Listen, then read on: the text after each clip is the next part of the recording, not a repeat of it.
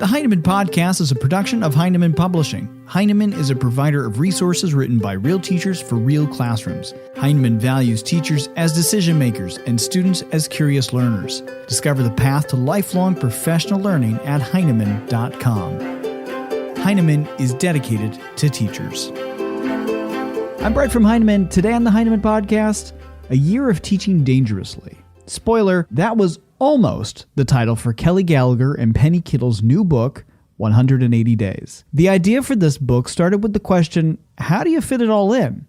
And their very honest answer, you don't. And that's the point. Plans change based on students' needs. Kelly and Penny teamed up to connect their classrooms from California to New Hampshire to co-teach for a year. They spent their time planning, teaching, and revising together to come up with an entirely new approach to classroom learning. This became two teachers and their quest to engage and empower adolescents, as their subtitle suggests. We had a lot to talk about, so we're going to bring you this conversation in two parts. Here is part one. So let's start with this. You open the book with the heading, A Year of Teaching Dangerously. Why that? I think one of the reasons we were toying with that actually as a title at one time is because some of the things that we advocate in this book are not common practices. And so we're asking teachers to think about those kids that are in their classroom. We're asking teachers to think about maybe bucking their own systems a little bit because, and I know Penny has talked about this a lot, this idea that sometimes we get overly focused on the standards and we lose sight of those children who are in our classroom. And in our talk yesterday, you talked a little bit about how each year is different. Yeah, and I think we thought that the reason it is in our title is that teachers are out there teaching every year, and it is, it takes a lot of courage to try something new, but I'm not sure that I would call it dangerous. The idea behind A Year of Teaching Dangerously was that we were exposing what could we fit in a school year. And I think that we both feel like it's a little more comfortable to say, do this. I'm not going to tell you exactly how, but I'm just going to say this would be a really good thing here. What if we instead said, this is what we did, even though we know, looking back, it wasn't perfect. And that felt dangerous for both of us. Yeah, I mean, when we had extensive conversations about how we were going to approach our kids, this idea that we came to this idea sort of philosophically that we were going to do some things that aren't done in a lot of secondary classrooms. I think that is dangerous. I think it's dangerous. We both meet tons of teachers who give us a sense that they're locked in with other people telling them what to do with their kids. And ironically and sadly, I think a lot of times that the people who are telling them what to do with their kids are very far removed from their kids and removed from teaching and removed from the day-to-day realities of being in the classroom. The teachers don't feel they have a voice. They don't feel they have agency in their work. And we were saying we both work in places where we've been given the agency to decide what's best for our kids. So with our best thinking together, could we come up with a plan and then what worked and how it didn't, and then share it with teachers? I also think it's dangerous too in the sense that even though we have a combined 66 years of teaching, should I say that publicly? That even though we have all these years of teaching, we're doing new things every year. Yeah. We're not repeating the same thing. And I think we both get that charge and that energy from not exactly repeating what we did the year before. Yeah. I mean, as we sit here now, we just did this complete new equity unit with kids and looking at book clubs through the lens of the issue of equity. That's not something we've ever done before. You immediately follow that up with the very honest question, how do I get it all in? How do I fit it all in? Right. So how did you fit it all in? Well, there is no all. There is always a teacher sitting down to say, I can do this, but then I can't do this. The currency of education is time. Is this worth the time it's going to take to teach in my room? And that's the question that we would bounce against each other. And often the conversations, we planned all year. It wasn't, let's create it in the summer, but we would get together at the end of a unit or in the midst of a unit and say, how is this going? And what are you noticing? And I need to circle back and do this because I've lost this. Or that negotiation of how to spend time was the heart of the book.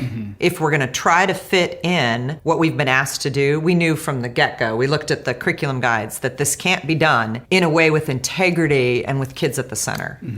It doesn't all fit. There are too many standards. There are too many kids. There are too many needs. And so one of the values for me in co-teaching and co-planning a year with Penny was having those hard conversations. If it doesn't all fit, where are we going? What are we doing? What stays in? What gets cut? If we're doing something new, then what from last year are we not repeating? Those were not just questions we had at the very beginning of the year. Those were weekly questions and unit level questions, and trying to map a year that's tied to our philosophical underpinnings, our belief system, required a continual revisitation of what are we doing and why are we doing it? Why are we doing this and why are we not doing that? Why aren't we doing that when everybody else is doing that?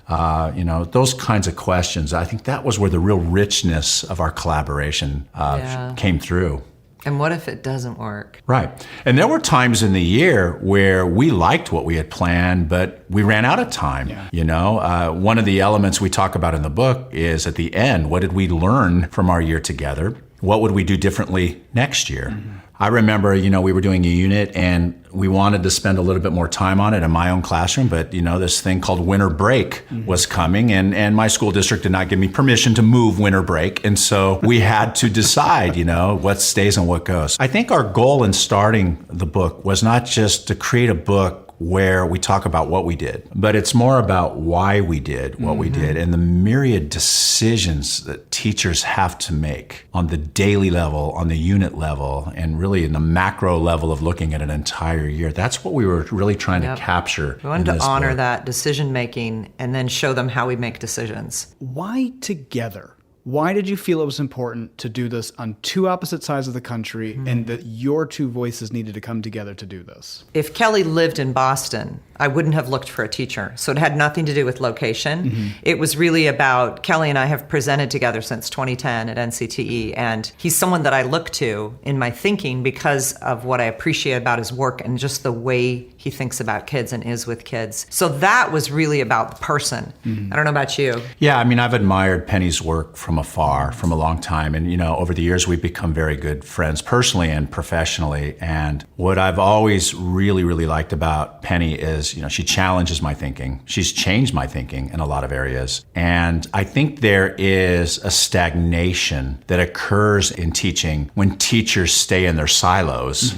And again, for me, it was not location either. It was an opportunity to really sit down and think and plan and teach with somebody who I know is a great, great teacher. But there was also this place where we looked at our populations that we teach and looked really closely at inner city Anaheim and the rural mountains of New Hampshire and said, our kids can be a part of this collaboration. I'm smarter because I'm working with Kelly. My kids are going to be smarter because they're working with Kelly's kids. Not just smarter, too, because as I think one of the things we found as we did a lot of collaboration between the schools, what's been really cool about this project is that Penny came out and visited my school a couple of times, once in the fall and once in the spring, and taught in my classroom. And I did the same thing in her classroom in the mountains of northern New Hampshire. And what was cool about that, well, on a number of levels, one, we filmed a lot of it. And so we're very excited about a lot of the video that accompanies this project. But my kids live in a very rich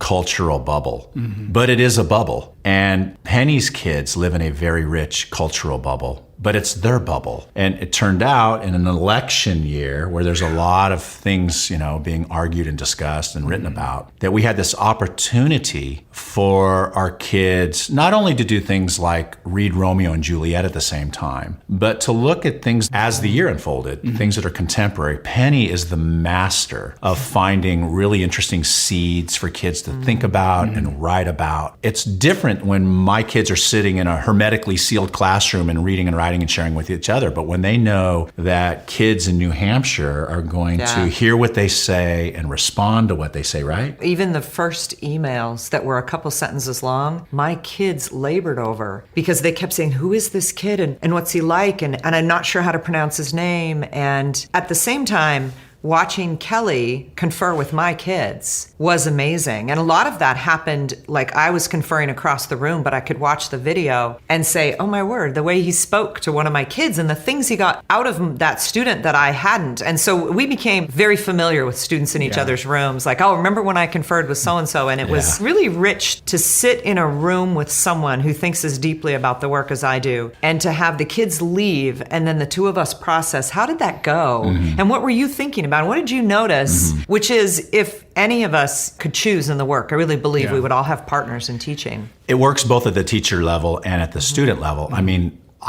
we believe that when students know that their thinking is going to be shared with people outside of their immediate world, there's more investment, there is more interest in that. And the same thing as when two teachers share. Either one of us could very easily, this stage in our career, close the door. We could have a fun, interesting year. But when I know that we're planning a unit or we're planning a day's instruction and that Penny's kids are going to interact with my kids, it, in a good way, pushes conversation amongst two teachers that I think is missing in the profession. We didn't always agree. No. But oh, you said that kind of sharply. We didn't always. Let's try that again. We didn't always agree. Most of the time we did. He had to call me late on a Sunday night because I was really anxious about starting Romeo and Juliet when I had kids who still hadn't become really habitual independent readers. I always said he kind of talked me off the ledge of how do I start a core text unit when I'm still struggling, and just that conversation of why are you teaching it and reminding me to go back to why do you believe this is important. It was like I had a partner for the whole year that was as committed as I was to the growth of my kids. And then our kids began to share these movies in one of the projects that's in the book about where they came from. And what was fascinating for my class was that they didn't know the traditions of his rich cultural bubble, but they also were soon learning that his kids did not know that people went moose hunting or rode their snowmobiles to school. And so they wanted to share that because his kids were like, what? You write a lot in the beginning of the book. You were talking about planning, Kelly, just a minute ago, and you really write about the importance of pre-planning and then going back to the plan throughout the course of the year. Can you talk a little bit about why that's important? Well, I think it's funny because when we sat down to plan the year, we were at NCTE and ILA, and we had blocked out 3 or 4 hours of time, and we said, okay, we're really going to do this project. The first 3 weeks. We're going to get the first 3 weeks planned in that 3 hours. And so we sat down and said, all right, what are we going to do day one? Let's talk about this. And 3 or 4 hours later, instead of planning 3 weeks of instruction, we had planned 1.5 periods of instruction, because every time we started to go down this road of what should we have our kids do, it always turned back to, well, why do you do that? Totally. And why do I do this? And do you grade that? Right. Like, how do you grade that? And why do you grade that? Exactly. It was, wow. We addressed this in one of the early chapters of the book, is you really can't plan what unless you really have a firm grasp on why. Completely. We spent a considerable amount of time just sort of coming to terms with our agreed sort of philosophical underpinnings of teaching. And then we got into the planning. But I would say, and you could talk about this a little bit too if you like, this idea that we sort of plan at the macro level. But we're not if it's day 17, we're on lesson 17 teachers.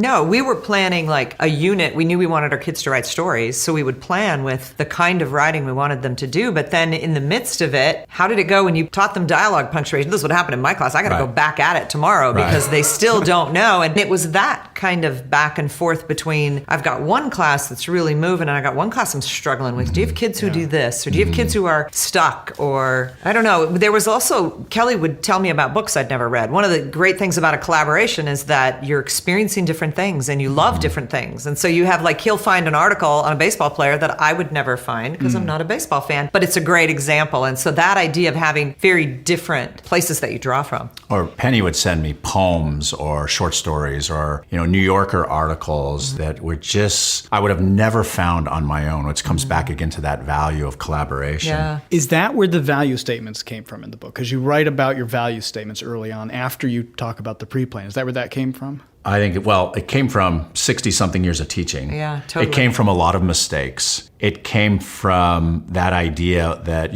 every teacher who's taught a long time, I think, has this feeling, if you could go back and meet your first few classes, you would apologize. And, there were areas where we really kind of had to wrestle through it. But I think for the most part, it came from being in the classroom for a very long time. I would also say, and this is not about being a writer professionally, but both of us write. And it comes from years of reflection. I think Penny's notebooks that she keeps should be in the Smithsonian, of the teacher wing of the Smithsonian. But he's not telling the truth when he says that, because if I had something to tell him that I'd written in my notebook, I would screenshot it and send it to him, and I always knew he'd be like, oh. No, that's taken out of a little context. But let me just say this, that, her idea of thinking through or thinking via writing, I think, is a really, really rich one. When we wrote together, it was interesting because our writing styles, our approaches to writing something as large as a book are very, very different. And Penny's is brilliant at brainstorming stuff. And sometimes, when her motor is really running, she send me a double-page spread of her thinking, as I'm trying to grade last round of essays before progress reports are due. And I would look at it and say, I'll be looking at this later, but thanks for sending. But I mean, it doesn't run away from the idea. No, even better, you sent me a table of contents within about 10 minutes of me suggesting that we actually write a book. I said, who does that? Kelly does that. Right. And so, there were differing styles. And differing feedback styles. Could we mention the red wedding moment? I think we're running out of time, but if you want to go down that road, sure, go ahead. So in one of my bursts of thinking, and Kelly was on vacation, and we had these rules about, trying to give our spouses our full attention, and we would not correspond. And I had done all this thinking about something that all of a sudden occurred to me as really important in a blast in my notebook, and then I transcribed it, and I sent it. I shared it with Kelly. We did all this on Google Docs, and I said, I know this is really rough, but if you could just, when you get home, give this a read. And he said nothing, except that he sent me back very quickly, and I opened up my computer, and it was solid corrections in red, solid corrections. And all I remember is I take issue with the word corrections. But go ahead. So at any rate, he's written all over it, and I slam it shut, and I look at my husband, and I go, I will never talk to him again. I will never share my writing with him again. And I told him it felt like he massacred something that wasn't even formed yet. We call that our red wedding moment, based on Game of Thrones. Game of Thrones. So yes, Penny is brilliant and a little sensitive at times. I was a little sensitive at that moment, but I got over it. And his corrections, what do we call them? He is really good at making my writing clearer, and he's very good at that in all things. Presentations that we put together, I will have some big thinking, and Kelly will come in and go, say it like this, like this, like this. And that is such a great combination that I kind of know where I want to go, but I got somebody who can make me go straight. But I will circle back around to your question and say, I think, see how good I am at keeping it straight. I would come back to your question and say, I think our philosophical underpinnings came from years of teaching, years of reflection about teaching, years of reading books about teaching. We both, on both coasts, have had enormous influences. I mean, to have some of the people who have been in our professional lives, to have one of them in your professional life would be remarkable. But Penny on her side of the country and me on my side of the country have met remarkable people who have had major, major influences on our thinking. And so when you stew all of that together, I think that was sort of the ingredients. We list a number of these in the book and some of our thinking behind them. My thanks to Kelly and Penny for their time today. The conversation didn't stop there. Join us next week for part 2 of our discussion, where we talk about all of the years that I was teaching alone, that I could only know so much. I could only see so much. And now all of a sudden I could see twice as much. All that and more next week on the Heinemann Podcast. I hope you'll join us. In the meantime, be sure to follow the conversation around 180 Days on Twitter by following the authors. Kelly Gallagher is at KellyG2Go, and Penny is at PennyKittle. You can see videos of the authors in action, working together with special pre- and post-teaching conversations with Kelly and Penny from across the year, plus so many more online resources which you can find on Heinemann.com. We'd love for you to subscribe to the Heinemann Podcast on iTunes and Google Play, where you can leave a comment or review. You can also follow Heinemann on Facebook, Twitter, and Instagram, as well as our various Facebook groups. Plus, you can get a daily teacher tip right on your phone directly from Heinemann authors by downloading the Heinemann Teacher Tip app. All this and more on Heinemann.com. Thanks for listening.